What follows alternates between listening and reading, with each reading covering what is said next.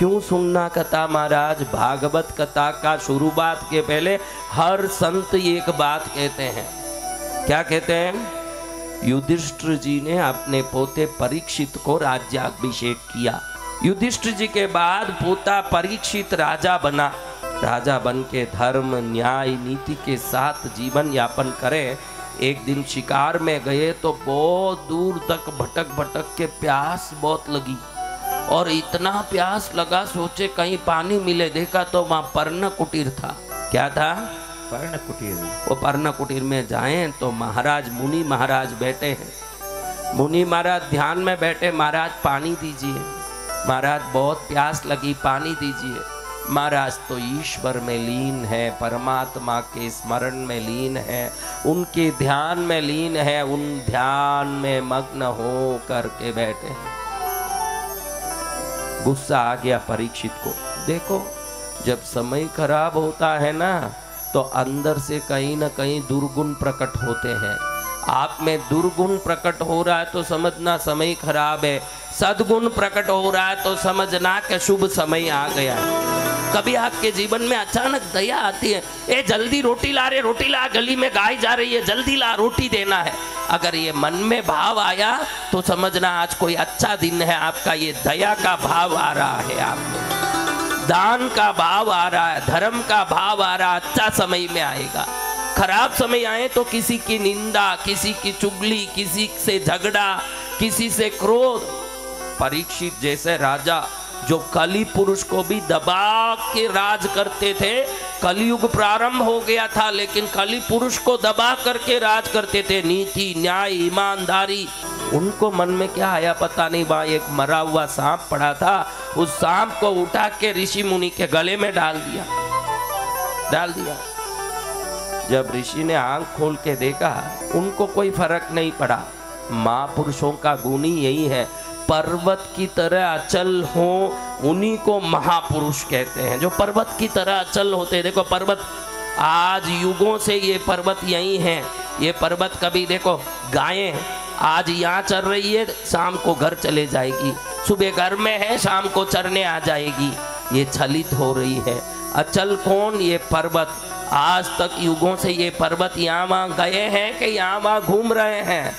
महापुरुषों का मन भटकता नहीं है, चाहे जितने उनके साथ घटनाएं घट जाएं, महापुरुष बड़े धीरज के साथ रहते हैं, उन्हीं को महापुरुष कहते हैं। ये महापुरुष वो बैठे थे, उनका बेटा श्रृंगी आ गया। श्रृंगी देखता है कि पिता के गले में मरा हुआ सांप। पिताश्री, आप जैसे महापुरुष, दिव्य पुरुष, वंदनीय, पूजनीय, आदरणीय, उपासनीय व्यक्ति पर ऐसे कौन डाल सकता है? मैं श्राप देता हूं उसको, जिसने भी मेरे पिता के गले में मरा हुआ सांप डाला हो उसको 7 दिन में तक्षक नाक काट लेगा, वो मरेगा। श्राप दे दिया। तुरंत पछतावा मुनि महाराज को हुआ। बेटे ने तो श्राप दे दिया, बाप को पश्चाताप हुआ। रे बहुत बड़े न्यायवान राजा है, कोई मन की उद्विग्नता से उन्होंने ये कर दिया। इतने बड़े न्यायवान राजा को ये श्राप दिया, नहीं करना चाहिए था बेटा। दुष्टता करने वालों को भी क्षमा करे। क्षमा वीरस्य भूषणम। महावीर भगवान की महिमा इसलिए गाई नहीं जाती कि वो ध्यान बहुत करते थे न मोक्ष पहुंच गए, इसलिए गाई जाती है उनके पैर में खिचड़ी पकाने वाले को भी उन्होंने क्षमा किया, कान में खीला ठोकने वाले को भी क्षमा किया। क्षमा वीरस्य भूषणम। क्षमा क्या है? वीरों का आभूषण क्षमा है, दुष्टों का आभूषण झगड़ना है। बेटे को कहा, कम से कम राजा को मालूम पड़ना चाहिए कि आज से 7वें दिन उनको तक्षक नाक कटेगा और वो मर जाएंगे।